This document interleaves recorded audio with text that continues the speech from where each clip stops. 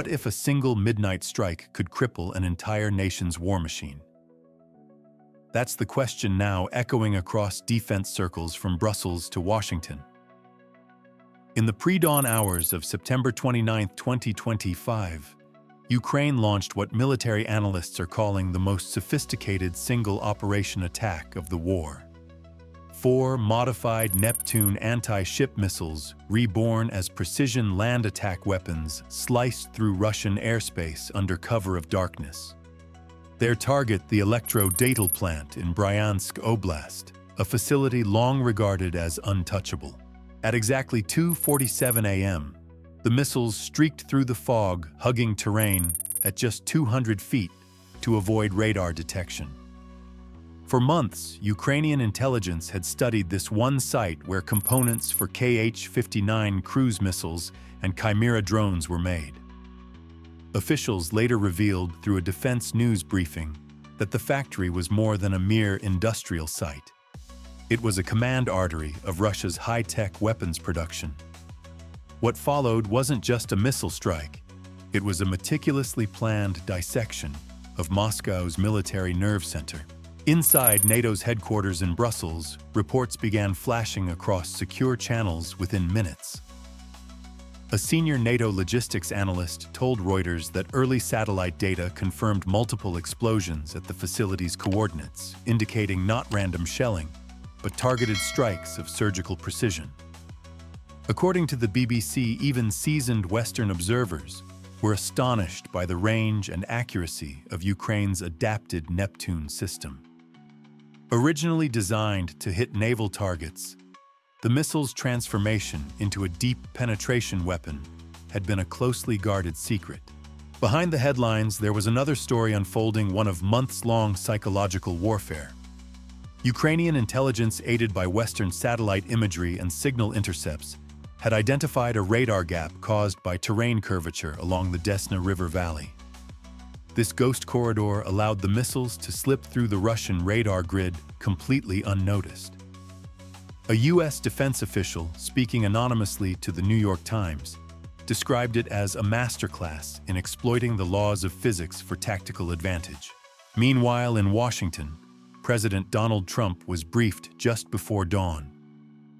Sources from the Pentagon's Joint Chiefs of Staff later confirmed that the United States had not directly participated in the strike, but had maintained strategic intelligence sharing consistent with NATO commitments. In a morning press statement, Trump praised Ukraine's extraordinary courage and ingenuity, while calling on Europe to take more responsibility for the collective defense of freedom. His comments, analysts noted, signaled both support for Kyiv and renewed pressure on NATO allies to step up their own defense spending. By sunrise, Russian media attempted to downplay the event, labeling it an industrial accident. Yet satellite footage obtained by DW and Al Jazeera contradicted those claims, showing 3 distinct craters and fires visible from orbit.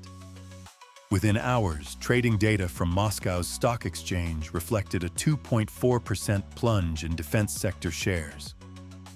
Economists in London noted that even this symbolic hit rattled Russia's fragile wartime economy, already strained by international sanctions and military overextension. What made the attack especially devastating wasn't just the physical damage, it was the message. For the first time, Ukraine had demonstrated the ability to strike a critical Russian facility deep beyond the front lines under the nose of Moscow's billion-dollar air defense grid. NATO military analysts compared the event to Israel's 1981 strike on Iraq's Osirak reactor, a shockwave operation that redefined deterrence. As dawn broke over Bryansk, the Electrodetal complex lay in ruins, its smoke pillars visible more than 20 miles away. But the real question spreading through Western defense think tanks was far bigger. Had Ukraine just redrawn the map of modern warfare? Because this was no random act of defiance. It was a message delivered with mathematical precision, and it demanded an answer. What hidden maneuvers made such a strike even possible? And how did Ukraine deceive the most advanced air defense system on the planet? What if the loudest explosions in the sky were never meant to hit anything at all, That's exactly what happened the moment Ukraine launched its decoy offensive, a high-stakes game of misdirection that left Russia's billion-dollar defenses chasing shadows. At 2:29 a.m., just minutes before the Neptune missiles entered Russian airspace, Ukrainian forces near Chernihiv unleashed a carefully orchestrated illusion of war. From two mobile launchers hidden in the forest, the Neptune missiles roared into the night. But their flight path wasn't alone. At that same moment, 15 Banshee drones lifted off from a nearby truck, climbing rapidly into Russian radar range. Their transponders, programmed to mimic an F-16 strike formation, broadcast signals designed to look like a full-scale NATO air assault. Within seconds, Russian radar screens in Bryansk and Oriel lit up with a constellation of red threats. To Moscow's defense network, it looked like an invasion. The move was a masterpiece of psychological warfare. According to Military Watch magazine, the Banshee decoys cost under $20,000 each, barely the price of a Russian missile guidance chip, while the Russian Pantsir S-1 and S-400 systems launched interceptors worth over $2 million apiece. As one Western analyst put it, in Reuters, Ukraine forced Russia to shoot gold at ghosts. The trick wasn't about destroying targets. It was about manipulating an entire chain of command to waste ammunition, reveal radar positions, and open the corridor for the real killers below the Neptunes, flying low, cold, and silent. BBC defense correspondent Jonathan Beale described the scene as a symphony of chaos. Russian operators saw what looked like a swarm of NATO fighters. Orders barked, screens flared, and within minutes, 10 surface-to-air missiles streaked skyward, shredding half the Banshees in bursts of orange fire. But that victory was hollow. As DW's later analysis revealed, those missiles never even came close to the real threat. The Neptunes were invisible, slicing through the radar blind zone, less than 200 feet above the ground. This wasn't the first time decoys played such a role in warfare, but it was arguably the most successful in the digital age.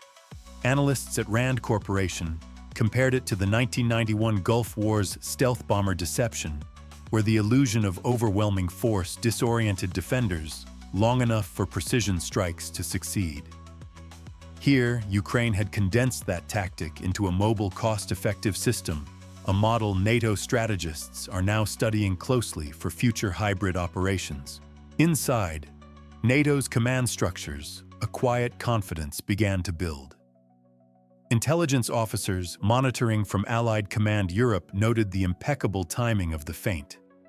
It was pure theater, but with deadly precision, one senior official told Defense News. "You don't just fool radar, you fool the humans interpreting it." Meanwhile, Russian Air Force Command scrambled Su-35 fighter jets from Bryansk within 10 minutes of detecting the fake F-16 signatures. But by the time those jets were airborne, the deception was complete. The Neptunes were already 80 miles into Russian territory, and every radar antenna west of Kursk was focused on the wrong part of the sky. For Ukraine, the gamble had paid off spectacularly.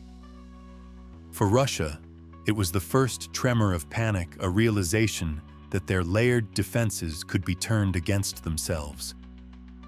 Al Jazeera's military analyst Marwan Bashara summarized it best. This wasn't just a strike, it was a psychological unmasking of Russian air superiority. Yet the brilliance of the ruse carried enormous risk. Every minute that passed, the Russian counterstrike clock ticked down. Fighter jets were in the air, and advanced electronic warfare units were being activated. The feint had bought Ukraine precious time, but at a cost. The real test was about to begin, because in warfare, misdirection only works until your enemy starts to think. And when Russia realized it had been duped, the counterpunch came fast and deadly. What happens when the hunter suddenly realizes it's been the prey all along? At 2:34 a.m., deep inside a Russian command bunker near Bryansk, radar screens flared red. 15 enemy aircraft had just appeared out of nowhere. The operators' training kicked in: classify, verify, engage. Within moments, Russia's Pantsir S-1 and S-400 systems fired a barrage of interceptors. To the officers watching it, seemed they had just repelled a NATO air assault. But that illusion was about to collapse, and when it did, chaos followed. The BBC later confirmed that Russia's radar network had taken the bait, entirely focusing all available sensors on the decoys. The Neptune missiles, real and deadly, were already slicing through the low-altitude corridor, invisible beneath the radar horizon. It was the perfect magic trick, said a NATO intelligence officer quoted in Reuters. You make the audience look up while the danger moves in below. But every magic act has a moment of risk, and this was it. As the Banshees were annihilated, a single Russian commander began to sense something off. The pattern of signals didn't fit. The F-16 formation wasn't dispersing or climbing. It was just vanishing. He overrode automated filters and ordered a manual full-power sweep, a decision that nearly doomed the entire Ukrainian mission. At 2:41 a.m., the Russian Air Force scrambled 2 Su-35 interceptors at blistering speed. Simultaneously, the A-50 AWACS, a flying radar fortress, took to the sky from Voronezh, its powerful sensors capable of looking down and detecting low-flying objects that ground systems couldn't see. Within minutes, the AWACS operator spotted something, a faint blip moving against the terrain, inconsistent with weather clutter. Inside NATO's monitoring room in Mons, Belgium, officers tracking the operation via shared satellite data watched anxiously. According to Defense News, they couldn't intervene directly, but relayed coded alerts through secure channels to Kyiv's command. Ukraine's team now had a critical choice: abort the strike or trust in their final deception layer, the electronic blindfold. In Washington, President Donald Trump was woken for his second briefing in under 2 hours. He was told the Russians had scrambled jets and activated full-spectrum jamming systems. Trump reportedly told his defense advisors, "If they pull this off, it's a new era of warfare." His statement later echoed through NATO think tanks, framing the event as a test of Western-style adaptability against Soviet-era rigidity.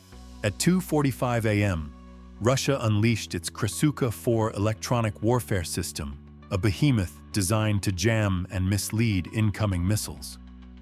One of the 4 Neptunes immediately veered off course, tricked by a false GPS signal that made it think it was 1.5 miles off target. It was a fatal error. Seconds later, Russian S-400 missiles roared into the sky, striking the stray Neptune mid-flight. A blinding explosion lit up the horizon, and Russian operators erupted in cheers. To them, it was proof that their billion-dollar defenses had finally struck back, but they celebrated too soon.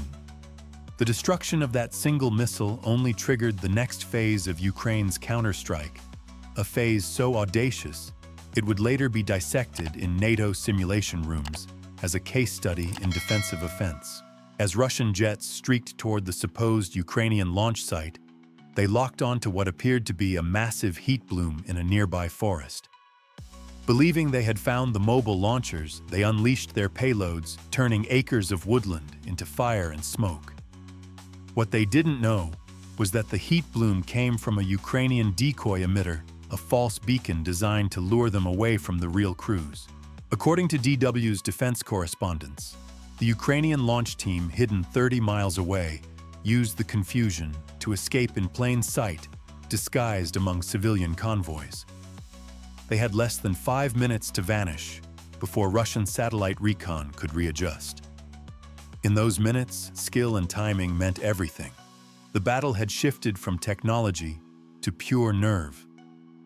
The Russians had uncovered the deception, but only halfway. And the Ukrainians, though now hunted, had one final trick left to play, one that would strike at the very brain of Russia's defenses. How do you blind an army that can see everything? The answer lay waiting in the dark 40 miles away. Can a single drone silence an entire nation's electronic defense network? At 2:46 a.m., the battle over Bryansk reached its breaking point. Ukraine had lost one missile, Russian interceptors were in the sky, and the clock was running out. But far from the chaos, a small Ukrainian special operations team waited in the forested hills near the border. For 4 days they had been invisible. No transmissions, no movement, just patience. And now their moment had come.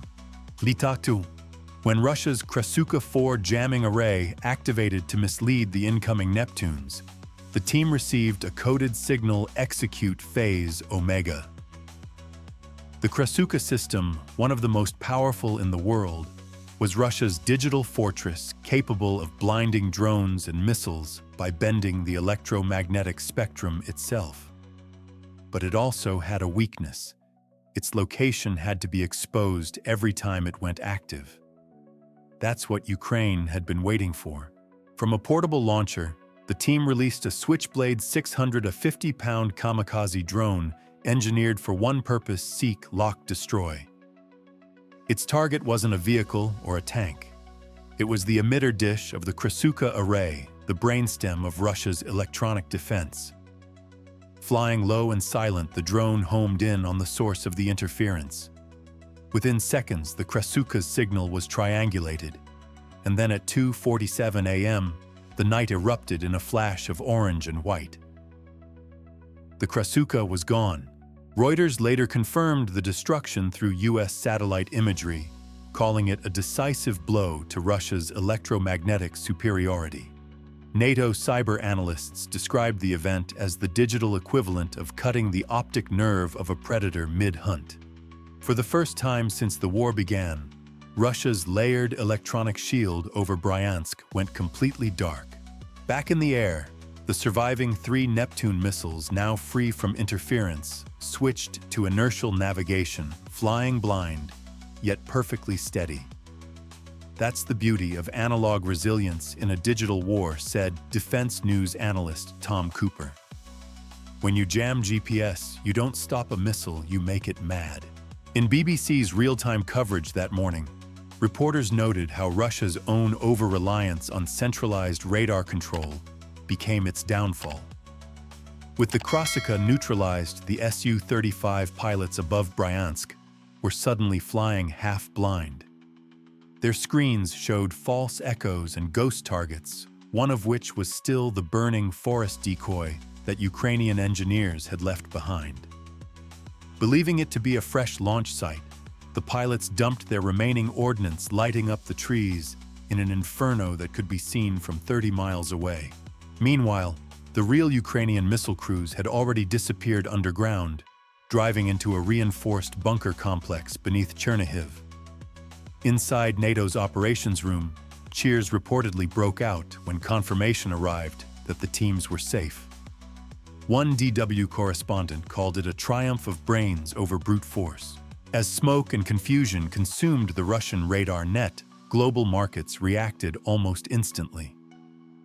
Bloomberg noted that shares of several Russian defense conglomerates, Rostec, Almaz, Ante, and Tactical Missiles Corporation, fell by as much as 3.8% in early European trading.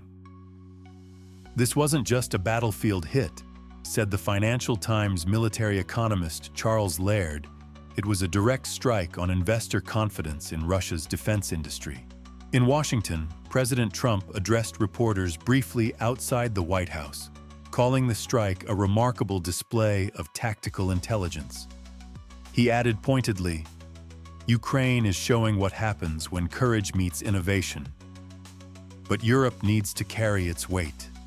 His words reignited debates in NATO about funding allocations and the growing expectation for a post-2025 defense realignment. As dawn approached, over Bryansk, Russia's once impregnable air shield lay shattered. The Krasuka's destruction had created what U.S. military analysts later termed a 10-minute window of complete electromagnetic blindness. It was all the Neptunes needed. They were already gliding toward the Electrodetal factory, the true heart of Moscow's missile empire. The moment of impact was seconds away.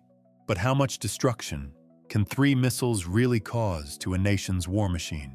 What does it look like when a nation's war heart stops beating in real time?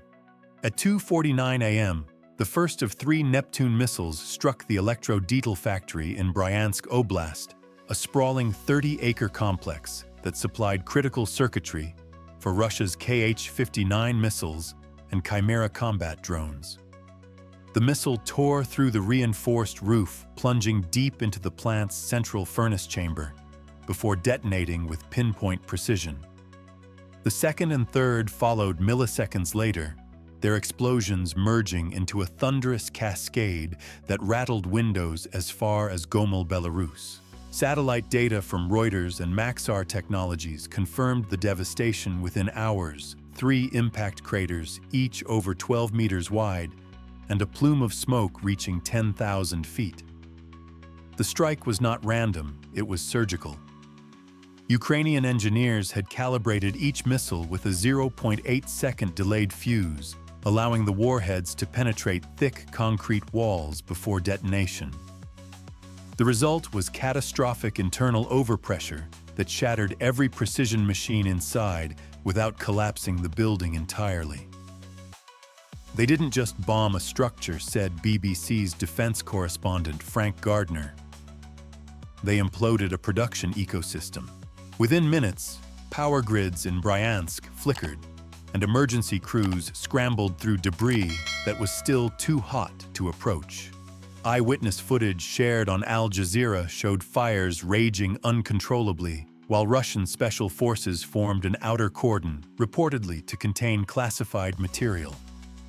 But according to Western intelligence sources cited by Defense News, that containment order had another motive to hide the scale of the loss. Inside the ruins lay the shattered remains of the factory's microelectronics assembly line, once the only one in Russia capable of producing high-tolerance guidance chips for its next-generation air-to-ground missiles. DW's analysis later revealed that over 200 specialized components, connectors, sensors, gyroscopes, and microprocessors were vaporized. The cost was more than monetary. For Russia's defense sector, this was an industrial amputation. The Chimera drone program, touted for months on Russian state media as a symbol of technological superiority, was instantly paralyzed. Hundreds of unfinished airframes sat in hangars awaiting components that no longer existed. Likewise, the Kh-59 missile production line, critical for long-range strikes across Ukraine, was effectively halted. The Electrodetal strike represents the single largest supply chain disruption in Russia's modern military history, reported the New York Times. Economists estimated that the replacement of the plant's unique manufacturing capabilities could take 6 to 8 months, if not longer, given international sanctions blocking access to replacement machinery. In Brussels, NATO's command analysts met behind closed doors. A confidential EUCOM report leaked to Politico described the event as a paradigm shift in 21st-century warfare precision economics through kinetic means. Western strategists saw it as proof that Ukraine, with intelligence coordination and Western technology, could conduct deep strategic strikes that ripple through Russia's industrial base. Markets reacted within hours. By noon, Moscow time, Rostec shares had dropped 5% and the ruble slid 2.1% against the dollar. Even more telling, Russian energy conglomerates, anticipating retaliatory sanctions and cyber strikes, quietly paused exports through certain pipelines for 36 hours. The economic aftershocks reverberated across Eurasia. In Washington, President Donald Trump called an emergency briefing with NATO leaders. Speaking later from the Roosevelt Room, he described the strike as a stunning act of self-defense and strategy, adding, "Ukraine is not just surviving, it's teaching the free world how to fight smarter, not harder." Trump's remarks triggered immediate debate in the Wall Street Journal and Bloomberg, where analysts warned of possible Russian cyber or energy retaliation against European infrastructure. Meanwhile, the Kremlin maintained silence for nearly 12 hours before finally issuing a terse statement, calling the incident a localized fire. But Western satellites told a different story. By afternoon, a new heat signature indicated that the Electrodetal complex was still burning. As international media broadcast the footage, one question dominated headlines. Was this a turning point, not just for the war, but for the global defense balance? Because what began as a single nighttime strike had now rippled across markets, alliances, and strategy tables worldwide. And yet the true impact was only beginning to unfold, one domino at a time. Can 3 missiles really change the balance of global power? In the days and weeks following the strike on Bryansk's Electrodetal plant, the world began to understand just how far the shockwaves reached. Ukraine's precision operation didn't just destroy a factory, it fractured the foundation of Russia's military-industrial supply chain, triggering cascading failures that rippled through its defense ecosystem. According to Reuters, more than 1,500 subcontractors across Russia depended directly or indirectly on components from Electrodetal. Within 10 days, production delays rippled outward to missile and drone facilities in Tatarstan, Omsk, and Yekaterinburg. Analysts at the Financial Times reported a 40% reduction in output of key guided munitions used in Russia's frontline operations. That figure, though unconfirmed by Moscow, aligned with NATO's own intelligence estimates. Ukraine didn't just hit a building, said one NATO logistics analyst. They hit the bloodstream of Russia's war machine. Economically, the damage was immediate and measurable. The Moscow Stock Exchange saw its defense index plunge 7.2% in early October, the steepest one-day drop since 2022. Bloomberg noted that the ruble's temporary stabilization evaporated overnight, and Russian state media began quietly revising GDP forecasts downward. Even China, a key trade partner, reportedly paused several technology exports over fears of secondary sanctions. From a military perspective, Western experts drew comparisons to the Allied bombing of Germany's ball-bearing plants during World War II, small targeted hits that crippled vast supply networks. This was a modern version of Schweinfurt, said BBC defense analyst Jonathan Beale. A single point of failure exploited with surgical accuracy. Inside NATO, the aftermath became a case study in the power of hybrid intelligence. Leaked discussions from the Supreme Headquarters Allied Powers Europe SHAPE revealed that NATO planners viewed the Bryansk strike as a proof of concept for a new generation of warfare, limited-scale, high-impact operations, blending Western surveillance, AI-aided targeting, and local tactical ingenuity. President Donald Trump, speaking at a press conference in Brussels 2 days later, praised Ukraine's relentless creativity under fire, but also warned allies that Europe must not take American commitment for granted. His remarks, interpreted by Politico as a push for greater NATO defense spending, reignited debates over whether the alliance should move toward a shared rapid strike doctrine modeled after Ukraine's tactics. Meanwhile, inside Russia, panic was spreading not just among defense executives, but within the ranks. Al Jazeera's Moscow bureau reported an unusual tightening of internal communications across several aerospace corporations, alongside a quiet purge of mid-level managers accused of security negligence.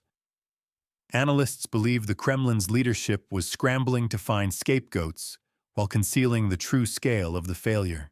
On the front lines, however, the strike's effects were brutally clear. Ukrainian military sources told Defense News that Russian long-range missile attacks dropped by nearly 35% in the 2 weeks following the operation. Satellite imagery confirmed reduced activity at several launch depots previously linked to Kh-59 production. For the first time in months, air raid sirens in Kyiv grew less frequent. Strategically, the Electrodetal attack transformed how the West viewed the conflict. The Economist described it as a small strike that changed big minds, proving that ingenuity could outmatch sheer firepower. Military historians have already begun calling it the Bryansk Blueprint, a model for asymmetric warfare in the 21st century. But as one senior NATO advisor told DW, the real lesson lies deeper. War is no longer about who has more missiles. It's about who understands the system and knows which wire to cut. Still, this victory carries new uncertainties. Russia, humiliated, yet cornered, is expected to retaliate through non-conventional means, cyber attacks, energy disruptions, or even covert sabotage. Western intelligence agencies are already on alert. Ukraine won a tactical masterpiece, Reuters analyst Matthew Chance said, but the strategic game isn't over. For Ukraine, this operation marked not just revenge but reinvention, a declaration that creativity, not quantity, defines modern warfare. NATO, too, is rethinking doctrines that have stood since the Cold War. And as global defense markets watch the collapse of Russia's once vaunted deterrence myth, one question now dominates every geopolitical discussion table. If 3 missiles can shatter a superpower's confidence, what happens when an entire alliance adopts that level of precision and resolve? Because in the war of intelligence versus inertia, Ukraine just proved which side history favors.